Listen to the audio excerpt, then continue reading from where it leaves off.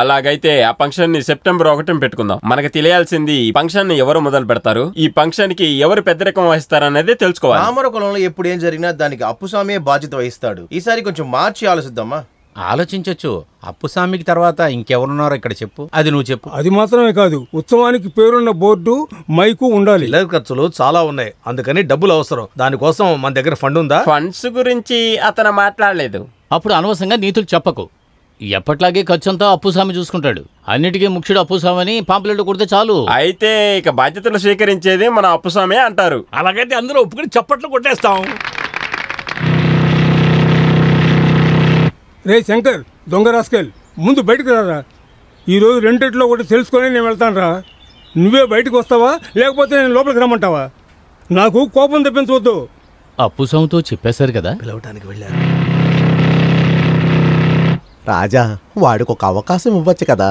అలా దయ్యున్న మనసు అయితే 10,000 రూపాయలు ఇవ్వు. ఇవాళ వాళ్ళ ఇంట్లో ఉండేవన్నీ ఎత్తుకొచ్చేసి వాడిని ఒక దారికి తగ్గపోతే లాభం లేదు. ఇంకా నా పేరు డబ్బులు కట్టించే కుమారే కాదు, చెప్పాను. ఇంకా కొంచెం నిదానంగా ఉండండి. అప్పుస్వామిని తీసుకెళ్ళడానికి మనిషి వెళ్ళారు. ఆయన వస్తే ఏదో ఒక దారి చూపిస్తారు. ఇదిగో అప్పుస్వామి వచ్చాడు.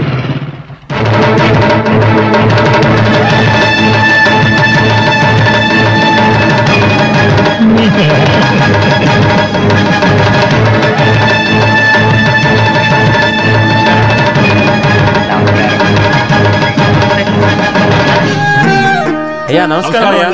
నమస్కారం అయ్యా. నమస్కారం అయ్యా.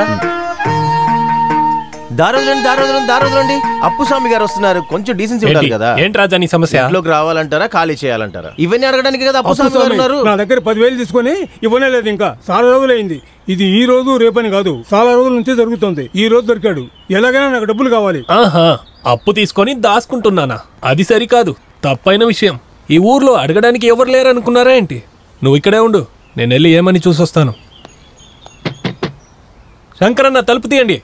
శంకరన్న, రేయ్ తలుపు తీరా.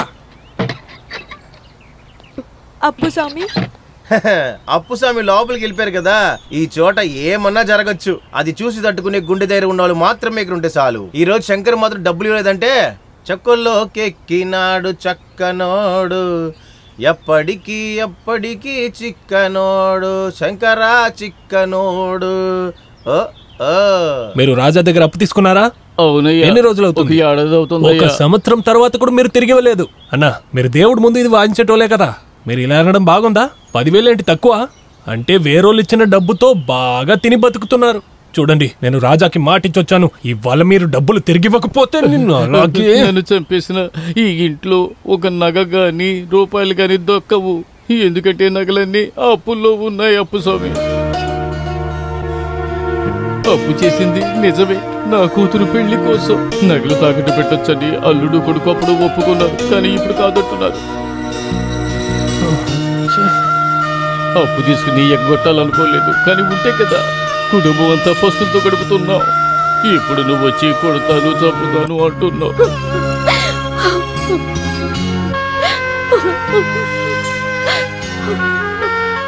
ఏడవకండమ్మా, ఏడవకండి. డబ్బులు ఎక్కడ ముఖ్యం? మనమందరం మనుషులం.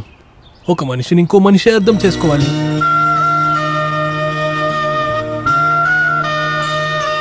ఎరువు కొనడానికి బ్యాంక్ నుంచి తీసిన డబ్బు. కానీ ఇప్పుడు ఆ ఎరువు ముఖ్యం కాదు. ఇప్పటికీ ఈ డబ్బులు ఉంచుకోండి. ఇంకా ఇది నేనే ఇచ్చానని ఎవరికి తెలియనక్కర్లేదు. సరే అండి, నేను లెక్కలు రాసుకుంటాను. ఇది అప్పు, తిరిగి ఇవ్వాలి. అలాగే ఇస్తాను. సాయంకాలం మా గొడవన్ పక్క రండి. 2 మూటల బియ్యం ఇవ్వమని నేను మనీకి చెప్తాను. ఇప్పుడు సంతోషమే కదా, తృప్తే కదా. వెళ్ళండి.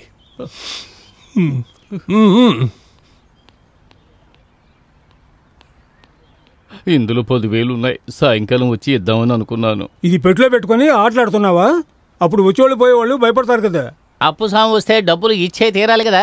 అదే మరి మన మెంబర్ అప్పుస్వామి అంటే. అయితే సరే, నేను వెళ్ళొస్తాను. నమస్తే. నమస్తే. నమస్తే. ఏంటండి అయ్యా, మిలిటరీ నుంచి మీ కొడుకు పంపించే డబ్బులు సరిపోతున్నాయా? చాలు. అమ్మగారు, మళ్ళీ మీ భర్త తాగొచ్చేం గొడవ చేయట్లేదు కదా? నువ్వు వచ్చి భయపెట్టిన తర్వాత దీపం పెట్టక ముందే ఇంటికి వచ్చేస్తున్నాడు. సంతోషం. అంబుజం, మన పిల్లలందరూ బాగున్నారు కదా? పోరా అక్కడికి. సంతోషం. అప్పుసామంటే అప్పుసామే. ఎరువు కొనాల్సిన డబ్బులు ఇచ్చేసావు అంతే కదా. గట్టిగా మాట్లాడకు. ఎందుకురా అనవసరంగా మిగతా వాళ్ళ విషయంలో తలదూస్తావు? వాళ్ళందరూ బేదోళ్ళు. వాళ్ళు కష్టపడేది చూశాను. నేను చూసి చూడనట్టు వెళ్ళిపోలేనురా.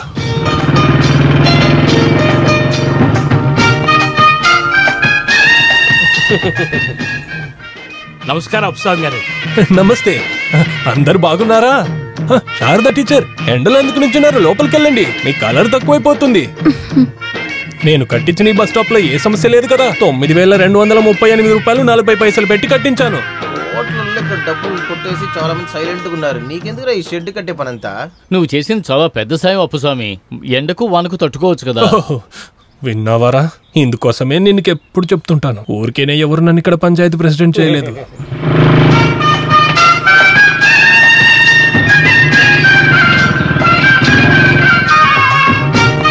బావిలో నీళ్ళు బాగా వస్తున్నాయా? మంచి నీళ్ళకేం తక్కువ లేదు కదా. నీళ్ళు ముంచేదానికి మనుషులు ఎవరినయ్యాలా? అప్పుస్వామి, నాకు టీవీ కావాలి, ఇస్తారా? నేను క్రికెట్ చూడాలి. ఏయ్, ఎలా పిలిచావు? అప్పుస్వామియేనా? ఇలా చూడు గోమతి, ఈ ఊరు వరకు ఇప్పుడు పుట్టిన బిడ్డ నుంచి చచ్చిపోయే ముసలి వాళ్ళ దాకా వాళ్ళ అప్పుసామే. నాయనమ్మా, నెల నెలకు పెన్షన్ సరిగ్గా వస్తుంది కదా? వస్తుంది నాయనా. నీకు పెళ్లి నిశ్చయమైందా? కాలేదే. నీకు ఎంత వయసు అయిందో తెలుసా? వచ్చే మార్గళి మాసం వస్తే 30 ఏళ్ళు. అయ్యోయ్యో, బ్రహ్మాండమైన జ్ఞాపక శక్తి. అవునరా, వీడు పుట్టిన వెంటనే నా చేతికే ఇచ్చారు. ముందు బలహీనంగానే ఉన్నాడు, అందరూ భయపడిపోయారు. అప్పుడు నా నోట్లో వచ్చిన పేరే అప్పుస్వామి. చెయ్యిటి ఇవ్వండి, ఇదిగోండి తీసుకోండి. నువ్వు అష్టైశ్వర్యాలతో ఉండు. ఇది విని విని నాకే విసుగొచ్చేసింది. ఒక 50 రూపాయల డబ్బులకి ఎన్నిసార్లు చెప్పాను. అయినా అది వినడానికి బాగుంది కదా. ఉంటది.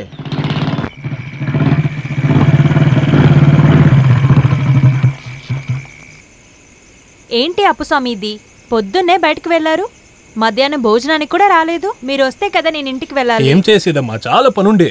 ఇప్పుడు మీరిద్దరు బయలుదేరండి. ఇక్కడ చూడండి, అన్ని వండి పెట్టాను, మర్చిపోకుండా అన్ని తినండి. అప్పుస్వామి, టౌన్కి వెళ్ళేటప్పుడు నాకు ఒక కాటిక కావాలి, మర్చిపోకండి. ఆహా, ఒక పని మనిషి వాళ్ళ అమ్మాయికి కూడా అప్పుస్వామి ఖర్చు పెట్టాల్సి వస్తుంది. చెప్పేది ఎవరో చూసారా? ఆయన తిని తిని ఎలా పెరిగారని. వెళ్దాం. నోరు మూసుకొని ఉంటే అయిపోయేది కదరా.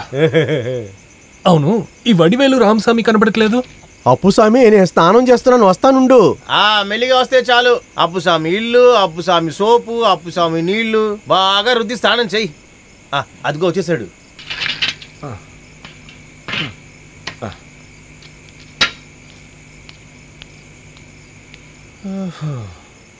తోటలో ఉన్న కొబ్బరికాయలన్నీ అమ్మేశాం.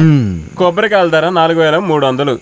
అది తీసిన వాడికి, సహాయం చేసిన వాడికి, తీసుకెళ్లిన దానికి పోగా 4,000. అందులో మీ లెక్క కూడా కలిపి ఎంత ఉందో చెప్పండి. 13,620 రూపాయలు. అన్ని లెక్కలు అందులోనే ఉన్నాయి. మనీ నోట్ చేసావా? నోట్ చేసేసా.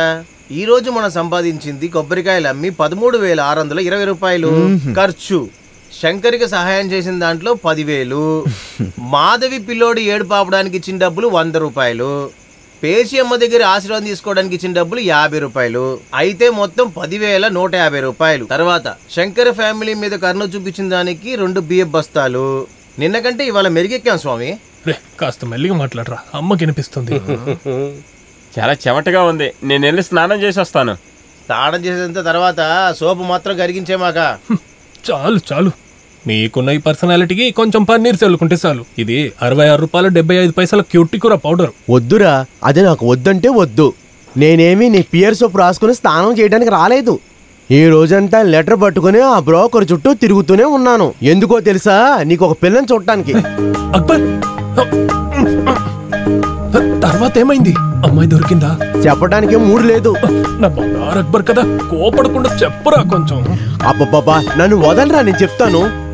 వాసుదేవ గారికి కూతురుంది కదా రేవతి, ఆ అమ్మాయి నీకు జాతకం చూస్తే చాలా బాగుంది. అదంతా సరే, అమ్మాయి ఎలాంటిది? నువ్వేళ్ళు చూసుకో. అక్బర్ మీద చెప్పు. ఏయ్, ఇది చూడరా, చాలా అందమైన అమ్మాయి, చాలా గొప్పైన కుటుంబం. రేపు ఉదయం నేను 10 గంటలకు తీసుకొస్తానని వాళ్ళతో చెప్పొచ్చాను. దానికేంటి, వెళ్దాము. బ్రోకర్ రాము మాధవన్ కొట్లో ఉంటాడు, నేను అక్కడికి వస్తాను. మనందరం కలిసి వెళదాం. అక్బర్, తినేసెళ్ళండి. లేదు లేదు, ఇప్పుడు వద్దు, కొంచెం తినేసెళ్ళండి. నేను రావటంతో తినేసాను.